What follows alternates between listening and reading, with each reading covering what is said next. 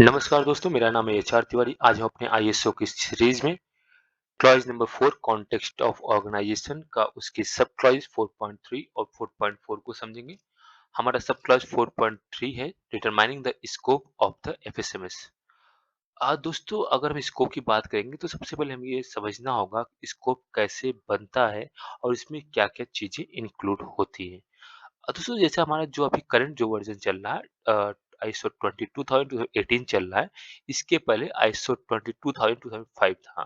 तो 2005 में भी स्कोप था, बट अभी जो है इसमें कुछ चीजें और आपके इंक्लूड किए। जैसे अभी जो करंट में आगे बढ़ते हुए कहा गया है कि आपका सब क्लॉज 4.3 जो है एफएसएमएस का, वो आपका सब क्लॉज 4.1 और 4.1 जिसमें हम इश्यूज की बात करते हैं, 4.2 जिसमें हम इंटरेस्टेड पार्टी उनके नीड्स और एक्सपेक्टेशन की बात करनी है। ये दोनों चीजें इसमें जो है आपके रिफ्लेक्ट करनी चाहिए।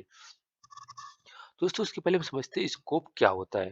देखिए, जो आपका स्कोप है वो आपकी एक लिमिटेशन है, मतलब आपका जो एफएसएमएस है वो कहाँ तक एप्लीकेबल है। मान लीजिए आप किसी चीज की मैन्युफैक्चरिंग कर रहे हैं, बेवरेज का, कैंडी का, सॉसेस का या किसी भी चीज का। अगर आप मैन्युफैक्चरिंग कर रहे हैं तो वो आपका स्कोप है। अगर आप मैन्युफैक्चरिंग और पैकेजिंग दोनों कर रहे हैं तो आपको स्कोप में ये चीज मेंशन करना होगा कि आपका स्कोप जो है वो मैन्युफैक्चरिंग और पैकेजिंग है। क्योंकि क्या होता है, अगर मान लीजिए अगर हम बात करें ऑडिटिंग की, अगर कोई ऑडिट करने आएगा, अगर आप, क्योंकि ऑडिट जो होती है वो आपके स्कोप के बेसिस पे ही वो ऑडिटर को आपको असाइन करते हैं।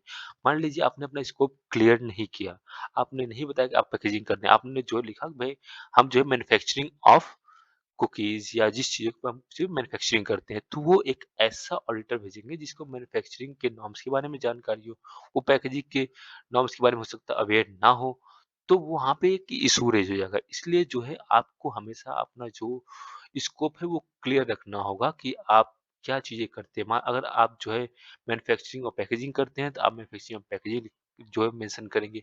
अगर आप एक्सपोर्ट भी करते हैं तो आप उसको भी लिखेंगे, ताकि जो भी ऑडिटर आए आपके ऑडिट करने के लिए उसको ये चीज़ पता हो कि आपका स्कोप क्या है। क्योंकि बिना स्कोप के अगर आपका स्कोप क्लियर नहीं है तो ऑडिट करना लगभग इम्पॉसिबल है। दोस्तों, और मैं आपको बताना चाहूँगा, अगर हम बात करें कि ये आपका सब क्लॉज़ 4.1 जिसमें हम इश्यूज़ की बात करते हैं और 4.2 जिसमें हम इंटरेस्टेड पार्टीज़ की बात करते हैं, वो आपके सब क्लॉज़ 4.3 में कैसे रिफ्लेक्ट करते हैं। मान लीजिए आप कुकीज़ बना रहे हैं, ठीक?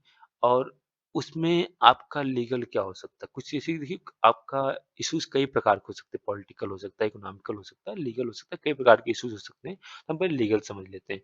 तो लीगल, मान लीजिए आपका जो ऑडिटर आया ऑडिट करने के लिए और आप उसको पैकेजिंग, आपने नहीं बताया पैकेजिंग करता है, तो उसको आपको लीगल नॉर्म्स के बारे में जानकारी हो सकता है ना हो, क्योंकि आपका जो फूड प्रोडक्ट्स हैं, उसके लिए जो पैकेजिंग की रिक्वायरमेंट है, वो ऐसा प्रोडक्ट होना चाहिए जो आपका फूड ग्रेड आइटम हो। फूड ग्रेड आइटम से ही आप पैकेजिंग करेंगे, तो ही आपका वो प्रोडक्ट जो है सेफ रहेगा फॉर कंज्यूमेबल।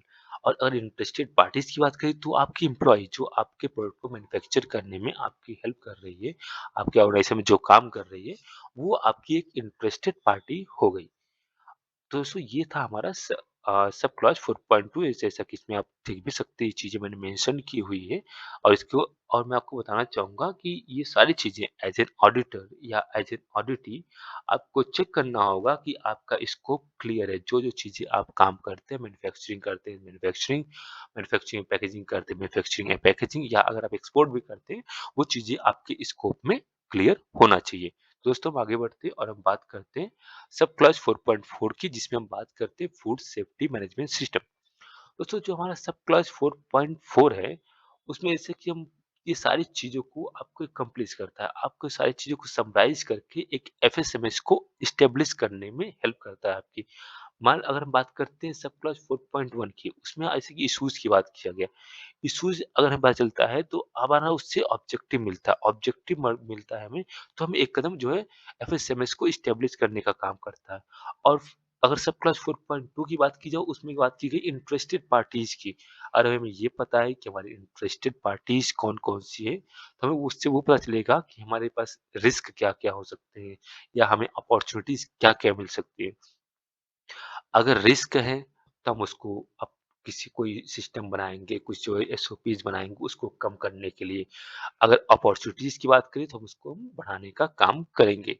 और जैसा कि मैंने आपको बताया क्लॉज़ 4.3 उसमें हम स्कोप की बात करते हैं जो कि इन दोनों को रिफ्लेक्ट करता है। तो ये तीनों चीज़ें, ये सब चीज़ों को समराइज़ करने के स्टेबलाइज़ करने का काम करता है हमारे एफएसएमएस को। क्योंकि अगर हमारा जो स्कोप क्लियर है, सारी चीज़ें क्लियर हैं, तो हमारा जो एफएसएमएस प्रॉपर्ली इम्प्लीमेंट हो पाएगा।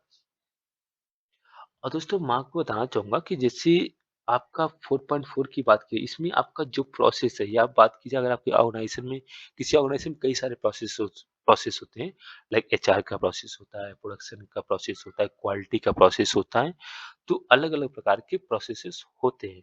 उनमें क्या इंटरेक्शन है, ये चीज़ों को आपको क्लियरली मेंशन करना पड़ेगा क्योंकि हर किसी भी, देखिए हर प्रोसेस में कुछ न कुछ इंटरेक्शन होता है।